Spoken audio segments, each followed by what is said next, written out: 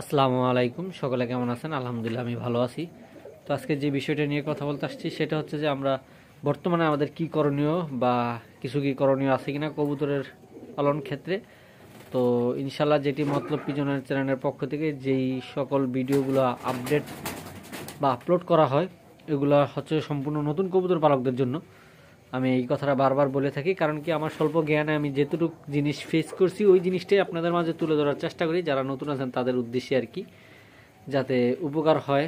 আরেকটা হচ্ছে যে এই যে চ্যানেলে যে ভিডিওগুলো আমি দিয়ে থাকি এটা হচ্ছে যে মেইন বেসিকলি যে বিষয়টা সেটা হচ্ছে যে মানুষের শখের বসে আমার কবুতরগুলো পালন করা হয়, শখের বসে এই ভিডিওটা বানানো হইতেছে শখের বসে। কারণ ক্লিয়ার দেখা যায় না আল্লাহ তালা হায়াতে কতদিন বাঁচায় রাখে বা কতদিন কবুতর সেক্টরে থাকি। যদি কখনো না থাকি তখন এই স্মৃতিগুলো আমার এই পুরোনো দিনগুলোর কথা মনে করাই দিব, যদি হায়াতে বাইসা থাকি আর কি। তো এই কারণে আর কি সবসময় বলি যে নতুনদের জন্য আসলে আমার স্বল্প জ্ঞানের থেকে যেটুকু আমি ফেস করছি ওই বিষয়টাই আপনাদের মাঝে আমি উপস্থাপন করার চেষ্টা করি।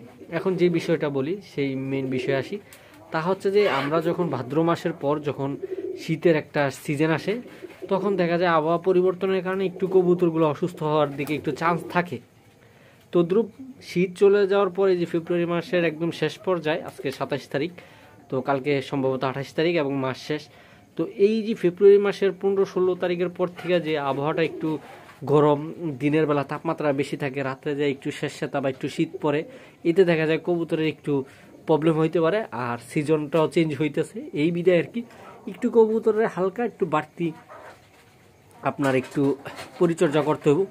এতে দেখা যায় যেমন ঠান্ডাটা না হয়, ঠান্ডাটার থেকে দেখা যায় বিভিন্ন ধরনের রোগ সৃষ্টি হয় বা কবুতরের ব্যাকটেরিয়া তৈরি হয় বা অসুস্থ হওয়ার একটা চান্স থাকে এই বিষয়ে আর কি। তো এখন তো আমরা যেই আবহাওয়াটা চেঞ্জ হইতেছে বা যেই সময়টা, এই সময়টা আমরা কবুতরের লফটে একটু সময় যেতটুকুই দিতে পারি একটু প্রপারলিভাবে একটু সব কবুতরের প্রতি একটু বাড়তি একটু যত্ন নেওয়ার চেষ্টা করব, যাতে কবুতরগুলো ঠান্ডার থেকে রক্ষা পায় এবং বাট যে আবহাওয়াটা পরিবর্তন হইতেছে আবহাওয়ার সাথে যেমন আবার ভাইবে সেট আপ হইতে পারে বা খাপ খাওয়া নিতে পারে ওই বিষয়টা আমরা একটু তদারকি বা মনিটরেশন করবো আর কি।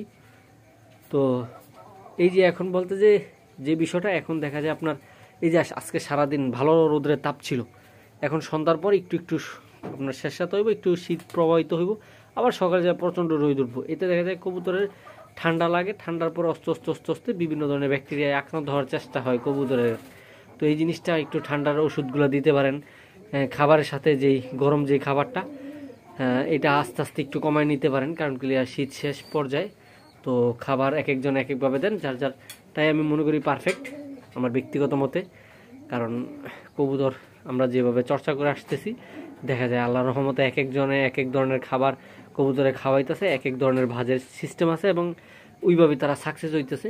তো এই কারণে আপনাদের যেভাবে কবুতর সবসময় খাবার খেয়ে আসতেছে ইনশাল্লাহ ওইভাবেই করেন। জাস্ট কিছু জিনিস দেখা যায় একটু মেনটেন করলেই চলবো, যেমন গরম থেকে একটু গরম খাবারটা একটু কমায়, একটু আপনার সরিষা জাতীয় খাবারটা একটু কমাই দিলেন, তেল জাতীয় খাবারটা একটু কমাই দিলেন, এই আর কি। ওই পরিমাণটা কমায় অন্য পরিমাণ বাড়াইলেন আর কি, জাস্ট এতটুকুই।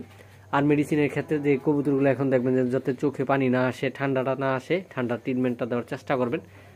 তো এক একজন এক একভাবে দেওয়ার চেষ্টা করে, আমি যেটা সবচেয়ে ফেভার আমি সবসময় বলে থাকি। আর এই ট্রিটমেন্টটা বা এই ওষুধের যে মেডিসিনটা আমি যাতে শিখছি সে হচ্ছে আমার শ্রদ্ধেয় এক বড় ভাই, তার নাম হচ্ছে সাদাত হোসেন জীবন, তার বাসার ড্যামরাতে। তো শখের জিনিস কবুতর যার দেখে যার পরিচয়, শখের জিনিস কবুতর যার দেখে যার পরিচয়, এই চ্যানেল ইউটিউব চ্যানেল থেকে আমি মূলত ওনার মাধ্যমে আমি এই প্রক্রিয়াটা শিখছি এবং আমি ইনশাল্লাহ আমি ভালো ফলাফল পাইতেছি।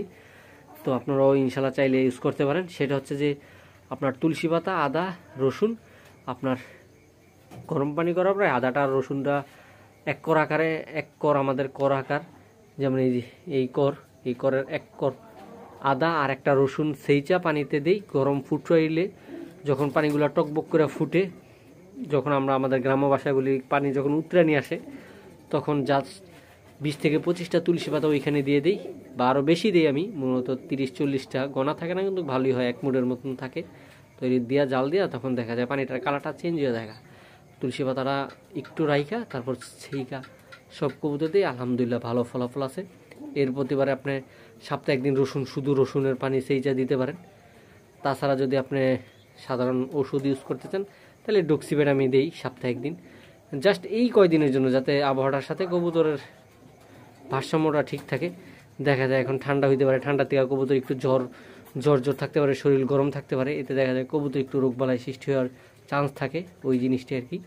আর এখনও আমি হালকা আগে যখন কুসুম গরম পানিটা দিতাম, এখন একটু কুসুম গরম পানিটা টোটালি কমায় ফেলছি, এখন আস্তে আস্তে ঠান্ডার দিকেই ঠান্ডা পানি দেওয়ার চেষ্টা করতেছি আর কি। তো এই আর কি মূলত আপনাদের মাঝে শেয়ার করতে আসা। তো মেইন যেই বিষয়টা বা এই যে এতক্ষণ যে কথাটা বললাম, এটার মেইন যেই সারমর্মটা সেটা হচ্ছে যে আবহাওয়া চেঞ্জ হইতেছে, আবহাওয়া চেঞ্জের দিকে একটু কবুতর ভিতরে ভালো ফোকাস রাখবেন। এটা শীতের প্রথম দিকেও দেখা যায়, আসার সময় আবহাওয়াটা চেঞ্জ হলে কবুতর একটু প্রবলেম দেখা দেয়, এবং শীত যাওয়ার পরেও জাস্ট এই প্রবলেমটা দেখা দেয়। এই জন্য আমাদের একটু বাড়তি লফটে একটু নজরদারি রাখার জন্য আর কি, মূলত নতুনদের জন্য একটু বলা বা একটু আবদার, যে আগের তুলনায় একটু একটু ভালো একটু ফোকাস দিবেন এই কয়টা দিন।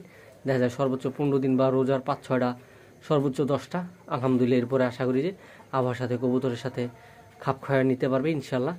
আর দোয়া করি সবার লফটের কবুতর সুস্থ থাকুক, আর সকলে আমার কবুতরের জন্য এবং আমার জন্য দোয়া করবেন। তো আমার কবুতর যা আছে আল্লাহ পাকের কাছে শুকরিয়া এবং আলহামদুলিল্লাহ, এই নিয়ে আমি সন্তুষ্ট। সবাই দোয়া করবেন আমার জন্য এবং আমার লফটের জন্য। আজকের মতো এই পর্যন্তই। আসসালামু আলাইকুম।